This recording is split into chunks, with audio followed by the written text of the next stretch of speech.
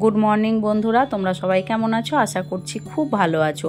তো আজকে বৃহস্পতিবার, সকালবেলা সমস্ত বাসি কাজ সেরে নিয়ে স্নান করে দেখো আমি পুজো করতে চলে এসেছি। তো আজকে সকালবেলা ঘুম থেকে উঠতে আমার অনেকটা দেরি হয়ে গেছে, তো সব কাজ একদম খুব তাড়াতাড়ি করে করতে হচ্ছে।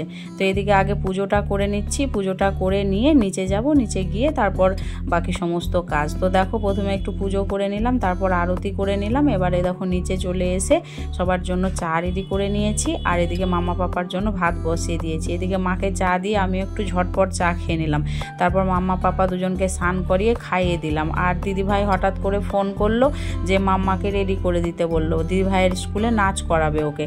তো আবার লেটের ওপর আরও লেট হয়ে গেল, তো কি আর করব, তো মাম্মাকে রেডি করতে বসে পড়লাম। ঝটপট ওকে রেডি করিয়ে দিলাম, শাড়ি পরিয়ে খোপা করে দিলাম, আর একটু কপালে আলপনা এঁকে দিলাম।